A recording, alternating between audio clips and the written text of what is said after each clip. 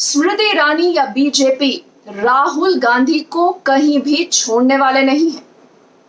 देखिए 2024 तो अभी थोड़ा दूर है, मगर अमेठी से राहुल गांधी की मिट्टी पलीत करने वाली स्मृति ईरानी अब पहुंच गई हैं वायनाड।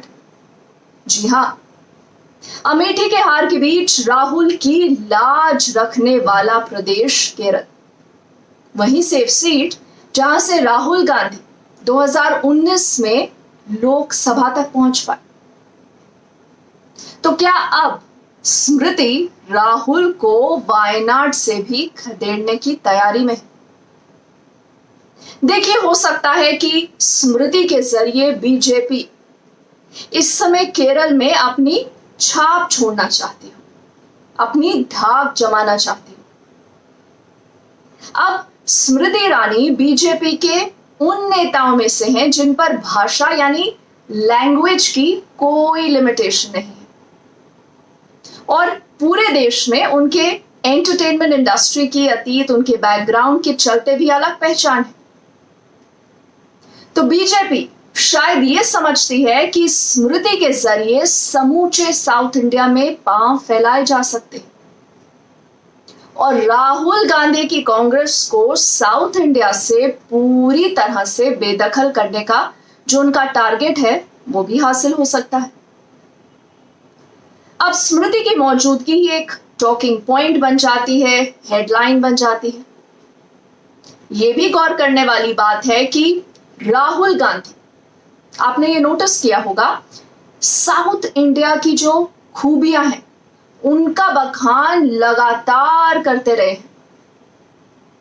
और शायद बेहद सुरक्षित यानी सेफ सीट की पहचान कर कर ही वो वायनाड पहुंचे थे। वैसे देखिए, केरल में कांग्रेस का 2019 का लोकसभा चुनाव जो हुआ था उसमें उनका स्वीप था, लेकिन असेंबली चुनाव में बीजेपी का वोट परसेंटेज और कांग्रेस की करारी हार से हो सकता है कि बीजेपी अब केरल में एक नया मौका, एक नया अवसर देख रही हो। एक बात और भी है, राहुल गांधी जब उत्तर प्रदेश का चुनाव था, आपने नोटिस किया होगा कि उसके दौरान अमेठी में नजर आए थे। तो ये भी हो सकता है कि स्मृति ईरानी के जो एडवाइजर्स हैं, जो उनके सलाहकार हैं, उन्होंने ये सलाह दी हो कि वो भी वायनाड में दिखे, वायनाड में नजर आए, ताकि देखिए राहुल गांधी पर अमेठी नहीं लौटने का एक मनोवैज्ञानिक दबाव, एक प्रेशर बनाया जाए।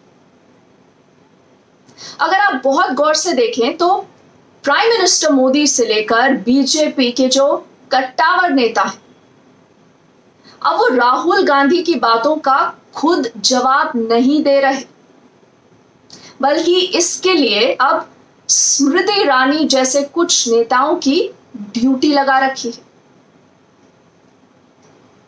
यानी कि देखिए, राहुल को सेकंड रंग नेताओं से घेर कर रखा जाए। अब देखना यह भी है कि राहुल गांधी आगे क्या करते हैं। फिलहाल तो देखिए, एक तरफ जहां स्मृति ईरानी के वायनाड दौरे की सुर्खियां हैं, उसकी हेडलाइंस हैं, वहीं दूसरी तरफ राहुल का एक वीडियो है जिसमें वो काठमांडू में एक पार्टी में, एक क्लब में नजर आ रहे हैं। वीडियो की ऑथेंटिसिटी पर तो मैं कुछ नहीं कह सकती, ना मैं उसको ऑथेंटिकेट ही कर सकती हूं, मगर बीजेपी राहुल के विदेशी दौरों को लेकर उन पर हमला और कटाक्ष लगातार करती रही और शायद इस वीडियो ने बीजेपी और स्मृति ईरानी को नया चारा दे दिया। राहुल गांधी अपेक्षाकृत इन दिनों सोशल मीडिया पर भी उतने एक्टिव नहीं है जितना कि पहले थी। अब पीके से कांग्रेस के शीर्ष जो नेतृत्व है उसका जब डायलॉग भी चल रहा था तो उनकी चुप्पी और उनके वेयर अबाउट्स को लेकर भी खूब चर्चाएं थी। शायद अब राहुल फिर से सुर्खियों में रहेंगे, लेकिन लगता है कि लाइमलाइट तो अब राहुल और स्मृति का जो ये कैट एंड माउस चेज है उस पर ही ज्यादा रहेगा। Interesting, isn't it? अगर आपने अभी तक मेरे YouTube चैनल को सब्सक्राइब नहीं किया है तो जरूर सब्सक्राइब करिएगा और कमेंट सेक्शन में मुझे बताइएगा कि आप इस पूरे विषय पर क्या राय रखते हैं। अगले वीडियो तक थैंक यू।